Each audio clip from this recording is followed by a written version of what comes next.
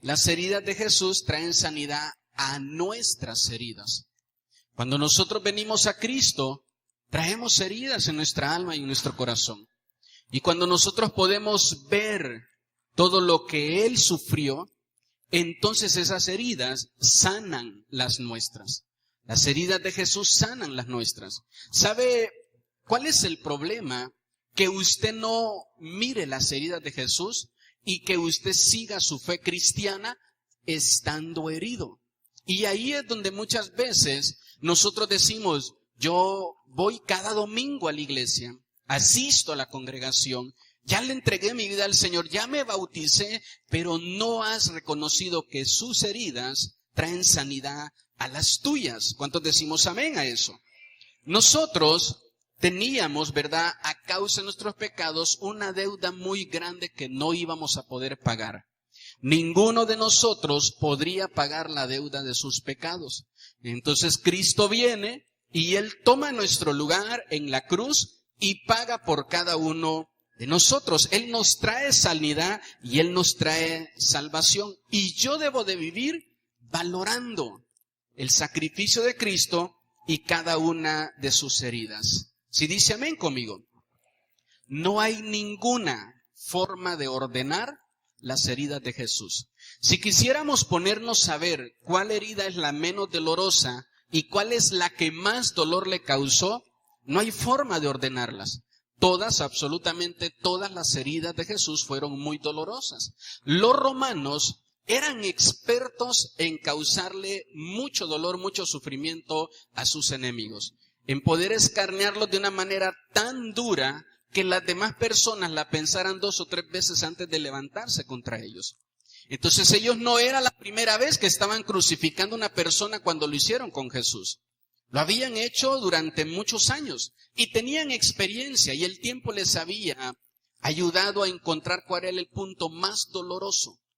Y causaban heridas con propósito. Las heridas de Jesús fueron causadas con el propósito de provocarle el dolor más difícil, más duro. Entonces no hay orden para poder acomodarlas. Todas le causaron un dolor muy grande a nuestro Señor. Por eso es que cada una de sus heridas fue un alto costo que Él pagó para que usted y yo seamos salvos. Las cicatrices de Jesús es el recuerdo constante de cuánto Él nos ha amado.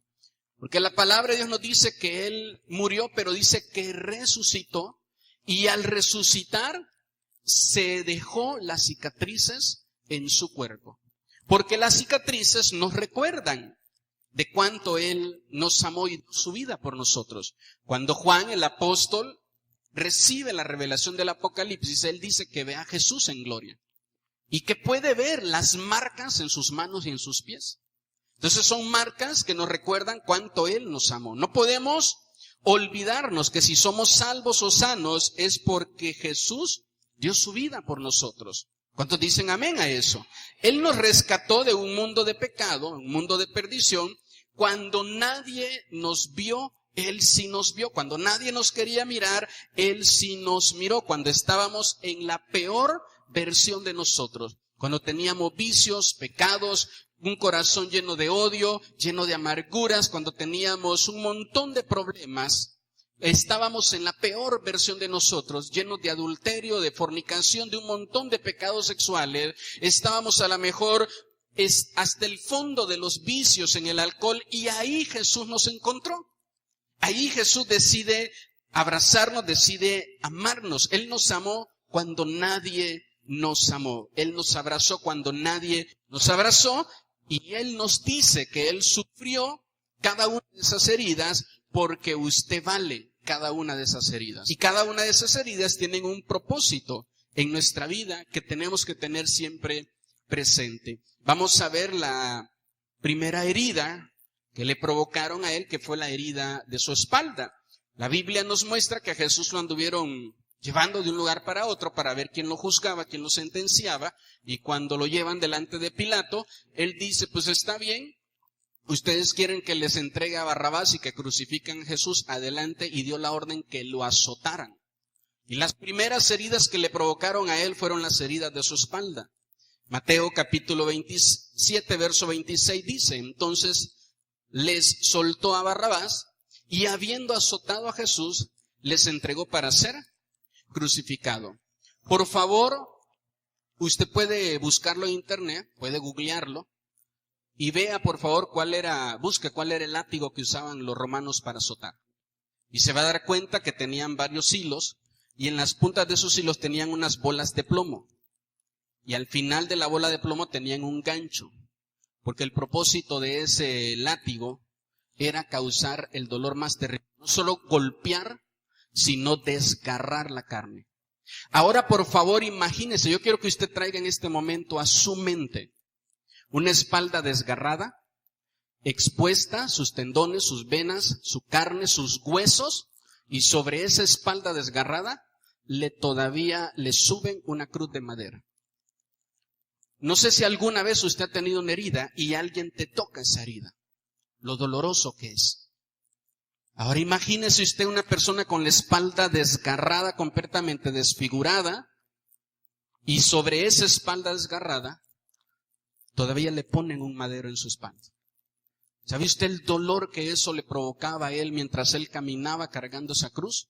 Y él estuvo dispuesto a pagar ese precio, a llevar esa cruz. Nosotros tenemos que ser conscientes de ellos. Amén. Los lomos son los más afectados cuando el hombre tiene preocupaciones, cuando el hombre tiene dificultades, cuando el hombre tiene estrés, cuando el hombre está afanado. Todo ese dolor almático, todo ese dolor emocional se acumula en la espalda, se acumula en nuestros lomos.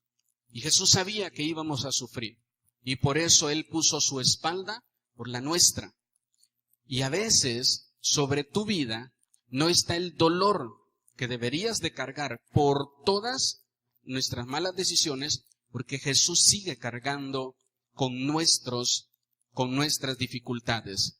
Él nos ayuda. Él prometió no dejarnos solo, estar con nosotros. Cada vez que la vida te quiere azotar, Jesús coloca su espalda y te dice, aquí estoy contigo. La fortaleza del hombre está en sus lomos. Por eso es que el enemigo busca herirlos, pero hay uno que ya cargó nuestras heridas. También fue herida su cabeza. Juan capítulo 19, verso 2 y 3 dice, y los soldados entretejieron una corona de espinas y la pusieron sobre su cabeza y le vistieron con un manto púrpura y le decían, salve rey de los judíos, y le daban de bofetadas. Le golpeaban y le pegaban. Algunos libros de historia dicen que no le pegaban solo con la mano o el puño, sino que le daban con una vara en el rostro. La palabra de Dios dice, profetizando el sacrificio de Cristo, que cuando a Cristo se le vio, dice que no había apariencia en él. Desfiguraron su rostro y le pusieron una corona de espinas. No era una, no eran 5 espinas las que tenía enterradas en el cráneo, en la cabeza. Es un lugar donde duele mucho si te entierran una espina en la cabeza. Y ese es un dolor provocado para que tú pierdas la conciencia completamente. Pero Jesús se mantuvo firme a pesar de todo ese sufrimiento.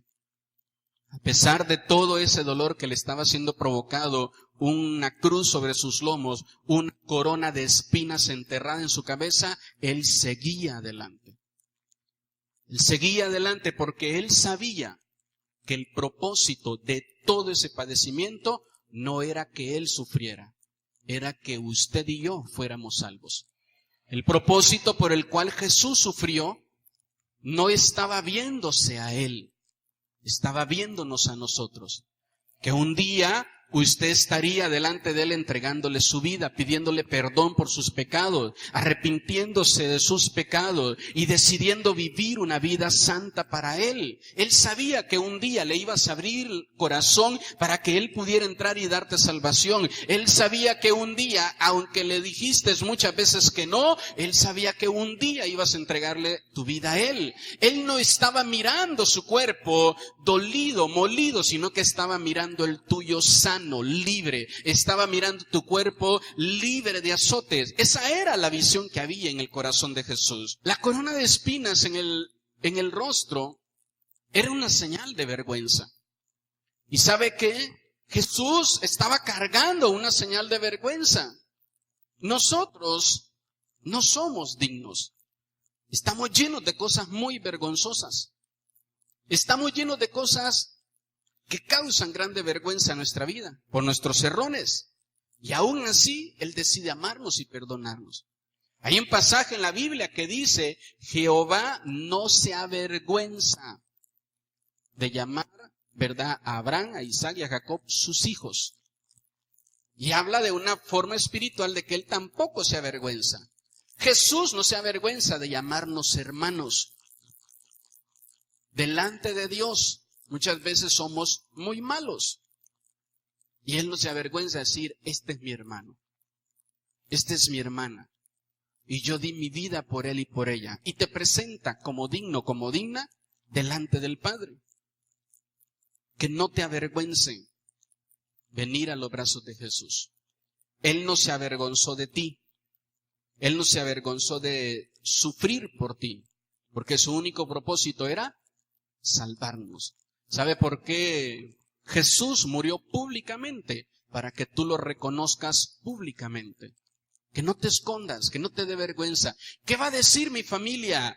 Siempre van a hablar, hagas o no hagas.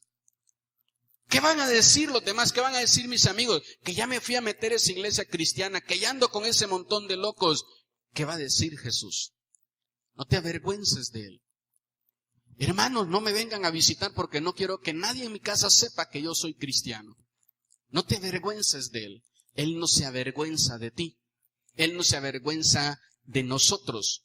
Todos, en algunos, ¿verdad? Todos éramos o algunos siguen siendo abofeteados en su voluntad por el enemigo. Y el Señor quiere traer libertad a tu vida. En nuestra cabeza está nuestra voluntad. Y el enemigo quería someter la voluntad de Jesús, causándole mucho dolor para que Él pudiera decir, pues me rindo, ya no quiero seguir adelante, esto es muy doloroso. Pero no lo logró. Amén. Él permaneció fuerte. Las siguientes heridas que Cristo padeció por nosotros fueron las heridas en sus manos.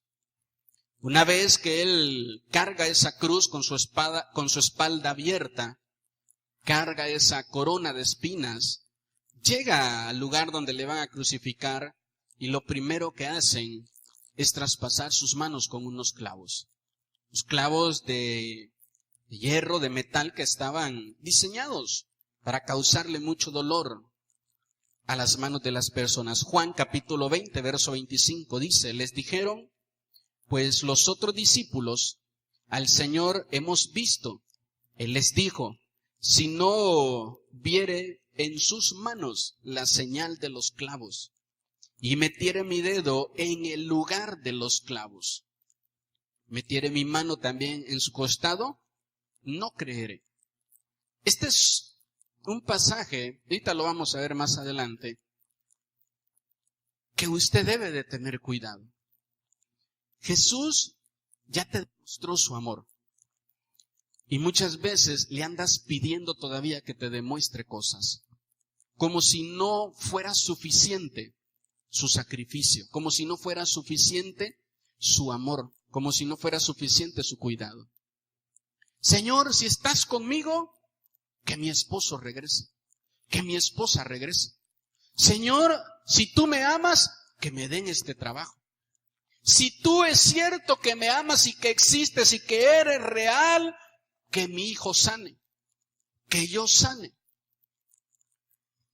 No tenemos que seguirle pidiendo a Él que sufra más por nosotros, porque Él ya lo hizo. Si dice amén conmigo. Lo primero que le maldijo Satanás al hombre fueron sus manos.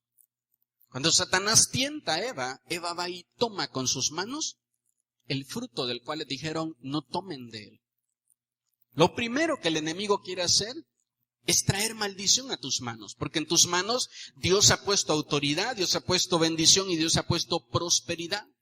De tal manera, dice la Biblia, que todo lo que toques con tus manos, todo lo que venga a ti, sea prosperado, sea bendecido. Y el enemigo quiere que todo lo que venga a tus manos esté maldecido. Hasta tu familia, que tú tengas hijos maldecidos. Ese es el anhelo, ese es el propósito de Satanás. Por eso es que Jesús puso sus manos en lugar de nosotros. Para que nosotros tengamos manos bendecidas. Que podamos levantarlas a Él y darle a Él toda la gloria y toda la honra. Porque Él es el único digno. Nuestras manos deberían de estar atadas y maldecidas. De tal manera que nada de lo que hagamos prospere. Pero a veces Dios te bendice, eres bendecido. Porque Dios ha puesto de su bendición en tus manos. Ahora que tenemos manos bendecidas y libres para hacer muchas buenas obras, no nos olvidemos de quién nos liberó. No te olvides nunca quién liberó esas manos atadas. No te olvides nunca quién liberó esas manos que estaban atadas por el enemigo. Y que ahora todo lo que haces, Dios lo bendice y lo prospera. Lo siguiente que fue herido en nuestro Señor Jesucristo fueron sus pies. Lucas capítulo 24, verso 39 al 40 dice: mirad mis manos y mis pies, que yo mismo soy. Palpad y ved, porque un espíritu no tiene carne ni huesos, como veis que yo tengo. Y diciendo esto, les mostró las manos y los pies. Insisto, esto mismo lo dice Juan en Apocalipsis, que cuando él lo vio, vio sus manos y vio sus pies, que tenían heridas. Los pies son los caminos y las decisiones que tomamos en nuestra vida. Sea honesto con usted mismo, con usted misma, y se va a dar cuenta que usted toma más malas decisiones que buenas decisiones. Sabes que algo está mal, que no lo debes de hacer, y aún así vas y lo haces. Sabes que algo está bien, que lo debes de hacer, y no te quieres esforzar. Y dices, ay, después, cuando tenga tiempo, ahorita no. Tomamos muy malas decisiones. Pero Jesús viene y sufre en sus pies el dolor de malos caminos. Esto también, ¿verdad? Que Jesús haya cargado una herida en sus pies, es simbolismo de la libertad del camino de perdición en el que andábamos. Y que ahora Él nos ha llamado a un camino de vida. Imagínese que usted comienza una familia en pecado, una vida en pecado, comienzas una vida sexual en pecado, comienzas un negocio mintiendo, robando, comienzas muchas cosas de la manera errónea, equivocada. Y conforme vas avanzando, las cosas van mejorando y te van saliendo bien. Comenzaste un matrimonio en pecado y ahora tienes hijos de bendición que están terminando una carrera y que les está yendo bien y Dios los está bendiciendo. ¿Tú crees que eso es casualidad? ¿Tú crees que eso es parte de la suerte? Y Jesús le dice a sus discípulos, dejen de estar pensando que soy un fantasma. Un fantasma no va a llegar a bendecirte y a cambiar el rumbo de tu vida. Dejen de estar pensando que soy un espíritu, que esto es casualidad. Soy yo el que morí por ustedes. Aquí están mis manos y aquí están mis pies. Con estas marcas de amor para que Él te bendiga. El deseo del Señor es bendecirnos, es cambiar nuestros caminos. Hay personas que deberían de haber terminado intoxicadas por una sobredosis de droga. Deberías de haber terminado con muchos problemas cerebrales por toda la droga que te metiste, por todo el alcohol que tuviste. Deberías de estar mal de tus intestinos. Y el Señor ha ido cambiando ese rumbo. Ha ido cambiando todo eso. Y el día de hoy está sano y está sana. No por un fantasma, no por un espíritu, no por una casualidad, sino por su amor. Porque Él dio su vida por ti y por mí. Si dice amén conmigo. Él ha creado caminos de bendición para que comiences a andar en ellos. Él ha creado caminos de bendición. A veces tú dices, bueno, ¿por qué me pasó algo muy malo? No sé si alguna vez usted ha ido en algún auto y se ha salido de la carretera. O sea, tiene que golpearte algo, tienes que perder el control, tiene que pasar algo muy fuerte para que te saquen de la carretera. Y a veces Dios permitió un problema muy fuerte para sacarte de ese camino. Y Dios te sacó de ese camino, ese rumbo que llevabas, ahora estás en otro camino y te estás quejando y no entiendes que Dios cuida de ti. Y dices, ¿por qué perdí aquel trabajo? ¿Por qué perdí aquello? Y solo te lamentas y no entiendes que el Señor permitió que algo te golpeara y salieras de ese camino para que entres a otro camino de bendición que Él ha preparado para ti. Me motivan sus amenes, porque Él tiene cuidado de ti. Y nosotros tenemos que tenerlo muy claro en nuestro corazón, que Él tomó nuestro lugar en la cruz. Tú debes de ser consciente, y la última herida que le causaron a Él fue una herida en su costado. Y los historiadores dicen que por la forma en la que Él estaba, cuando la lanza entró, tocó su corazón, que penetró hasta su corazón, y ahí nosotros vemos al Señor sufriendo heridas por amor a usted y a mí. Dice Juan 19:34, pero uno de los soldados le abrió el costado con una lanza y al instante salió sangre y agua. Usted debe de ser consciente de lo que Cristo padeció por nosotros. Usted debe de ser consciente de lo que Él sufrió para que usted sea salvo. Nosotros, nuestros dolores más dolorosos y difíciles de sobrellevar están en nuestro corazón. A veces una persona te golpea el rostro o tienes una fractura, te rompes un pie y eso sana y después te queda la cicatriz. Pero cuando una persona te lastima, cuando una persona roba, una persona abusa, roba tu paz, roba, ¿verdad?, tus emociones, tus sentimientos, los daña, esas heridas te duran años, esas heridas te marcan y te hacen cometer muchos errores, esas heridas te hacen cometer muchas malas decisiones. Por eso nosotros tenemos que saber que Él ya padeció por nosotros. Si dice amén conmigo, Él fue traspasado en su costado, en su corazón, para que nuestro corazón venga a ser sano. Y tú debes de ser consciente de ello, porque a veces parece que se nos olvida que las heridas que importan son las heridas de Jesús, no las nuestras. Nosotros a veces le queremos dar más importancia a nuestras heridas que a las heridas de Cristo. ¿Cuáles son tus heridas? Que alguien no te saludó, que alguien te ofendió, y ya por eso te olvidas de las heridas de Jesús, y ya por eso deja de ser importante todo lo que Él padeció y sufrió por ti, porque alguien te hirió y te lastimó. Tus heridas, mis heridas, nunca van a ser más grandes que las de Él.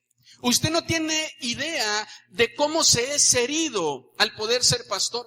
Por la misma gente que uno pastorea. ¿Y sabe por qué uno permanece? Porque mi vista nunca está en mis heridas, sino en las de Él. Siempre sé que es Él el que tomó mi lugar en la cruz y nosotros no podemos olvidarnos de eso. Jesús fue verdaderamente humillado, injustamente torturado de forma muy dolorosa. No hizo nada malo. Él era justo. Todo fue injusto en contra de Él. Y Él decidió amar y perdonar a los que le estaban ofendiendo, porque no eran más importantes esas heridas, sino las que iban a traernos salvación. Cuando perforaron su corazón, no nos odió, llegó hasta el final para ganar en esa muerte tan cruel nuestra salvación y el perdón de nuestros pecados. Cuando alguien te ofenda, piensa en el valor de sus heridas más que en las tuyas. Piensa que sus heridas van a traer sanidad a las tuyas, aunque la ofensa haya sido muy grande. Si los demás te fallan, Jesús no te falló, Jesús no te ofendió, Jesús no hizo nada en contra tuya para que ahora tú te olvides de Él y estés pensando que te tienes que apartar de sus caminos solo porque alguien te falló. Ese alguien no murió por ti, ese alguien no dio su vida por ti, sino Jesús. ¿En dónde te hirieron? ¿Quién te ofendió? ¿Quién te defraudó? Seguramente no fue Jesús. Él solo te ha amado, Él no ha dejado de amarte, aunque tú te apartaste de Él, Él siempre estuvo a tu lado y Él nunca te ha dejado. Y tú no puedes darle más valor a tus heridas que a las heridas de Él. Sus heridas son más valiosas que las nuestras. Sus heridas nos traen salvación. No debes de olvidar que fue Él el que sufrió por ti, que fue Él el que padeció por ti. No llegues a Él exigiéndole una muestra más. No llegues a Él juzgándole, señalándole, porque alguien te ofendió. Jesús no lo hizo. Si dice amén conmigo. Juan capítulo 20, verso 24, dice, pero Tomás, uno de los 12, llamado Dídimo, no estaba con ellos cuando Jesús vino. No estaba con ellos. La gente que se va, que se aleja, es gente que no está con Jesús. Leí una frase, creo que en Facebook, que me llamó mucho la atención, que decía, si tú te vas de la iglesia por los hermanos, entonces nunca estuviste adentro de ella por Cristo. Porque cuando tú estás en la iglesia por Cristo, brinque quien brinque, tú permaneces fiel a Él. Hagan lo que hagan los demás. Aún así los demás te ofendan, te calumnien, hablen mal de ti. Aún así los demás hagan lo que quieran hacer. Tú permaneces fiel a Cristo. Porque sabes que tú le perteneces a Él. Sabes que tu vida se la has dado a Él.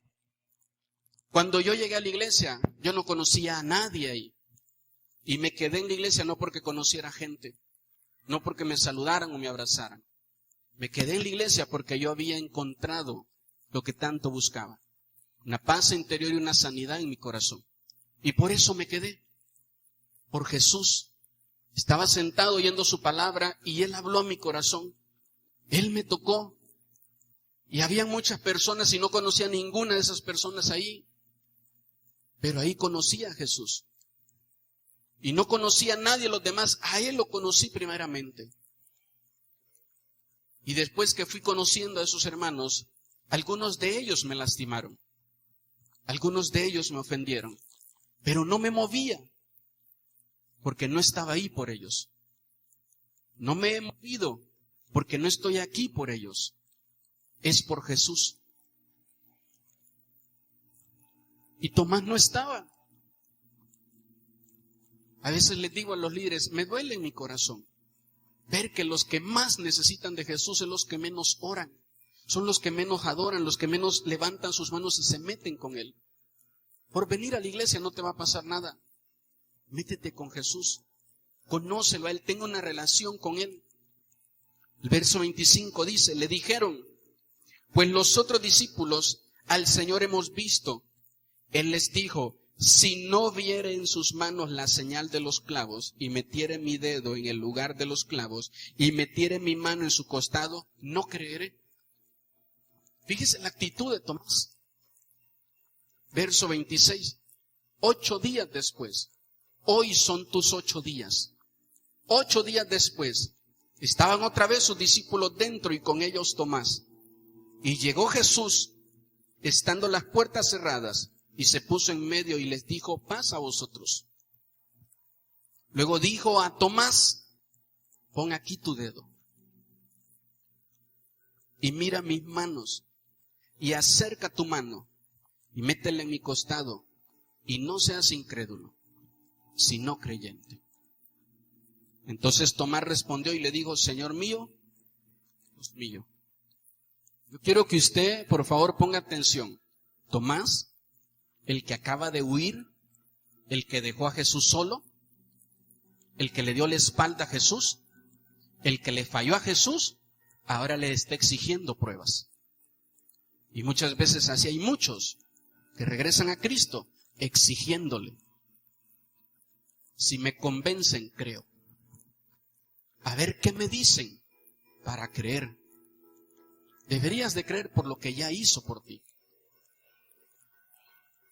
Jesús no le enseñó a Tomás nada al futuro, le enseñó lo que ya había hecho por él. ¿Ves estas manos? Mete tus dedos aquí. Si este costado, mete tu mano aquí. Y cree, por favor, y no seas incrédulo. Yo he escuchado gente que me ha dicho, pastor, yo le dije a Dios, si es cierto que tú existes, hasta el milagro. Y sin Dios me lo hizo. Dios siempre me contesta.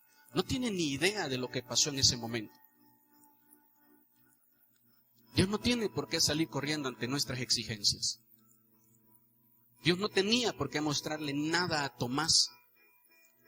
Y aún así lo hizo. Se les apareció a todos. Le dijo, tú, Tomás, ven. Hay un asunto que arreglar contigo, porque no quiero que sigas aquí siendo un incrédulo. Y si me estás pidiendo una señal, aquí está. Él lo hace por amor. Él lo hace porque te ama. Y eso no se nos debe de olvidar. Nunca se debe de olvidar por qué razón estamos en los caminos de Cristo. Que no se te olvide. ¿Por qué razón estás en Cristo? Que no se te olvide. Yo estoy en Cristo porque me da dinero. No creo que estés aquí por Él. Apocalipsis 2, verso 4 y 5 dice, pero tengo contra ti que has dejado tu primer amor. Una de las iglesias a las que más pudo elogiar Jesús. Y le dice, nada más hay algo contra ti, que dejaste tu primer amor. ¿Sabes tú que la realidad de haberte alejado del Señor no fueron los hermanos, ni fui yo? Tú te comenzaste a alejar de Jesús en lo secreto. Dejaste de orar. Empezaste a decirle que sí a pecados pequeños. Te empezaste a permitir pecados en tu vida. Empezaste a darle entrada al diablo. Empezaste a darle lugar a los demás. Y luego cuando alguien te ofende, pues esta es la oportunidad perfecta para culparlo a ella y no culparme a mí. Y después cuando me vean en la calle, ¿por qué dejó de ir a la iglesia? Por culpa de ella, por culpa de ese pastor, por culpa de esos hermanos. No es así. Dejaste tu primer amor. Y eso es a lo que debemos regresar. Porque no son importantes nuestras heridas, sino las de Él. Tus heridas, por muy grandes que sean, en las heridas de Jesús, tienen sanidad. El verso 5 dice, recuerda, por tanto, ¿de dónde fue que caíste? Y todo lo que hemos hecho hoy es para esto. Recuerde, ¿por qué fue que se alejó de Jesús? Usted no se alejó primero de la iglesia, ni se alejó primero de mí. Usted se alejó primero de Jesús. Por eso es que todo te ofende, todo te molesta en la iglesia. Todo te molesta con los hermanos. A todos les encuentras un mal. ¿Por qué se peina así? ¿Por qué se viste así? ¿Por qué hace eso? ¿Por qué hace? No estoy de acuerdo en todo eso. Estás molesto. Estás molesta. ¿De dónde has caído? Y dice ahí, y arrepiéntete. Arrepiéntete de todo tu corazón.